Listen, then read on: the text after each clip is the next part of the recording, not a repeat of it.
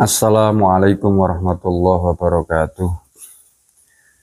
Ma'asyiral muslimin rahimakumullah. Kita akan melanjutkan pengajian kitab, yaitu kitab takrib. Bismillahirrahmanirrahim. Qala al-musannifu rahimakumullah wa nafa'ana fi ulumi fid dharain. Amin Allahumma amin.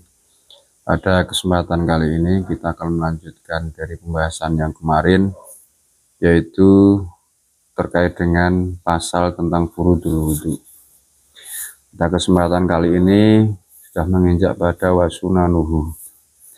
Bismillahirrahmanirrahim. Wasunanuhu utawi piro-piro sunai wudu iku asyaratu asya'a 10 piro-piro perkara.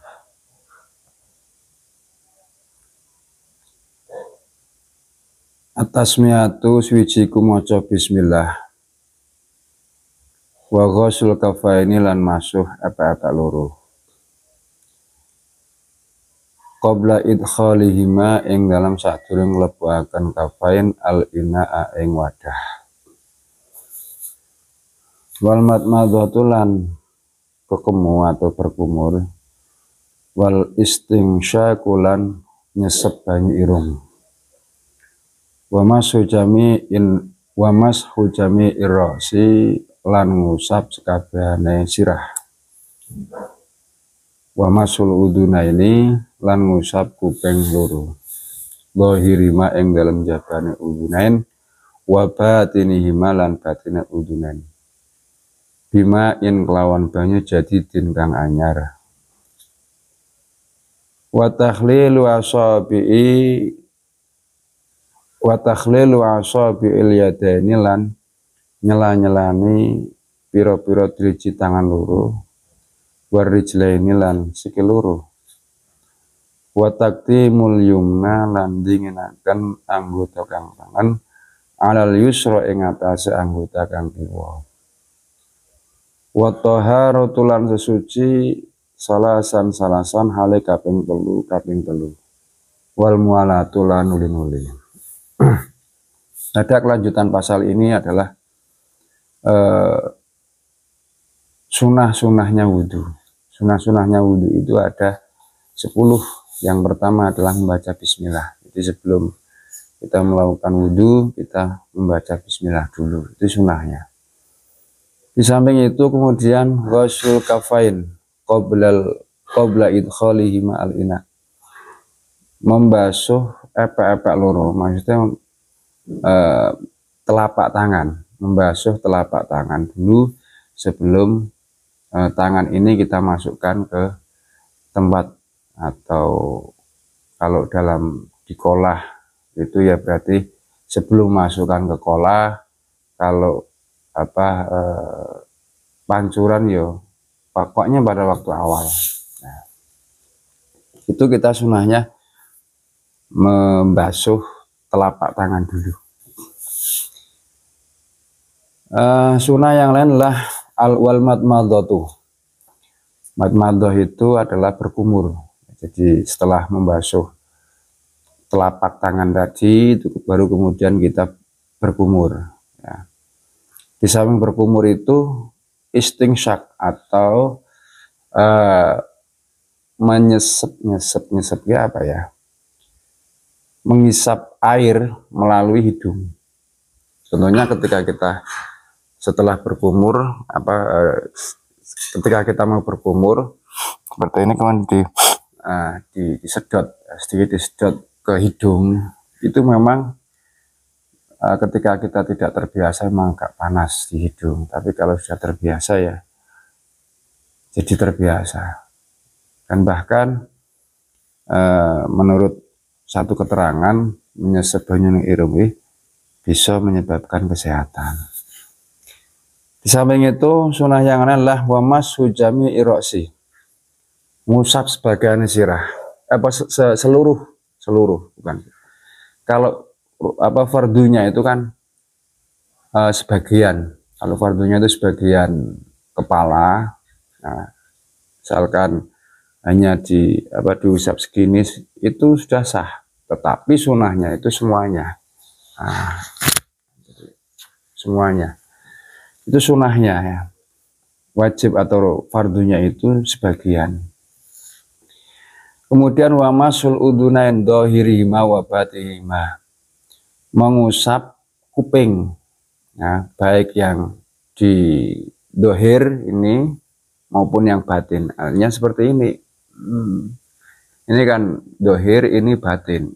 Semuanya harus diusap. Ini sunahnya. Kalaupun tidak diusap ya tidak apa-apa. Cuman sunahnya ini diusap ya. Nah, ini. Dan mengusap kuping itu bima'in jadidin, dengan air yang baru. Artinya itu sekali usap ya. Ketika kita ambil air diusap, ambil lagi, bukan kemudian setelah ngusap kepala kemudian langsung ini bukan ya. Setelah ngusap kepala sendiri baru kemudian ambil air lagi, kemudian diusapkan ke kuping, bukan kelanjutan dari kepala, itu tidak. Nah, di sini keterangannya bima'in jadidin, dengan air yang baru. Kemudian wa takhlil wa asabil yadaini wa rijlain, menyela-nyelani. Nah, menyela-nyelani takhlil itu seperti ini. Jadi telapak tangan, baik tangan maupun kaki sama. Nah, artinya sela-sela sini itu biar terbasuh ya. Biar terbasuh ya, lebih baik malah dikosoki bila mana ada kotoran-kotoran, kan seperti itu ya. Kemudian watakdimil yumna alal yusro, mendahulukan yang kanan daripada yang kiri. Itu bagi anggota wudhu yang ada kanan dan kirinya. Yang ada kanan kirinya itu mana? Tangan, kaki, tadi kuping ya. Jadi ada kanan kirinya. Nah, yang tidak ada kanan kirinya ya tidak masuk kategori ini. Contohnya wajah. Ya benar sih, wajah ada wajah kanan, ada wajah kanan dan ada wajah kiri. Tetapi kan ini satu kesatuan, artinya satu muka kan, bukan. Beda dengan tangan, kan ada tangan kanan, ada tangan kiri.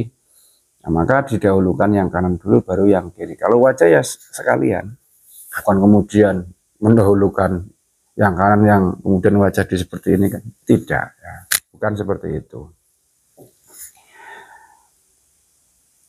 Wa thaharatu salasan. Kemudian sunnah yang lain itu adalah 3 kali, mengulang sampai 3 kali. Misalkan wajah ya 3 kali. Wajibnya sekali, tapi sunnahnya 3 kali. Lah, hitungan 3 kali itu bagaimana? Hitungan 3 kali. 1 kali itu ketika sudah rata, artinya sudah memenuhi rukun atau fardu. 1 fardu sudah sempurna. Itu baru dihitung 1. Misalkan meskipun sudah membasuh wajah misalkan, tetapi ada yang belum sempurna, misalkan baru seperti ini. Nah, ini kan belum. Nah, ini belum dihitung 1.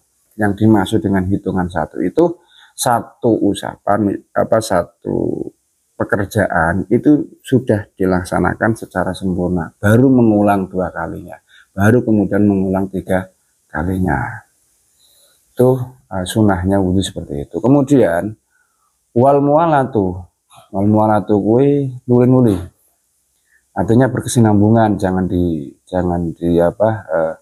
jeda santai dulu, jangan, tapi berkesinambungan. Itulah beberapa sunahnya wudhu ya. Jadi kita harus memperhatikan, karena apa? Pekerjaan atau ubudiyah itu harus dilandaskan pada ilmu. Jangan hanya melihat pada kebiasaan. Sebab ada sebagian orang yang tidak tahu betul tentang tata cara atau syarat rukun dan fardunya wudhu. Apa yang dia lihat itulah yang harus dikerjakan. Padahal belum tentu menjadi sebuah keharusan. Artinya belum tentu apa yang ia lihat itu adalah sebuah kefardunan.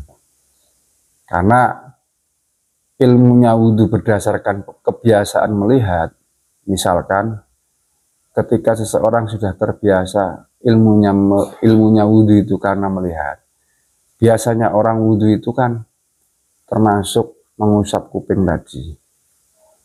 Jangan sampai ada i'tiqad atau ada keyakinan bahwa mengusap kuping itu sesuatu yang harus. Nah, kalau seseorang sudah mengiktikadkan seperti itu artinya menganggap bahwa mengusap kuping itu adalah wajib atau fardu, dan ini yang tidak sah. Artinya harus tahu mana yang fardu dan mana yang sunnah, sehingga dia bisa membedakan. Nah, disinilah pentingnya kita memahami tentang syarat rukun maupun syarat fardunya wudhu. Nah, biar tidak ada kecampuran pemahaman tentang mana yang wudhu, mana yang fardu dan mana yang sunnah. Jadi biar jelas. Nah, karena itu penting ya untuk mengetahui tentang syarat rukun wudhu, ya, kemudian sunnah-sunnahnya wudhu, agar tidak tercampur pemahaman kita antara wajib atau fardu dan sunnah. Karena kalau kita meyakini pada sesuatu yang salah, itu bisa menyebabkan batal. Kita meyakini sesuatu yang sunnah menjadi sebuah fardu, maka sholat atau wudhunya tidak sah. Demikian pula sebaliknya, kan seperti itu. Jadi itu mudah-mudahan bermanfaat meskipun sedikit.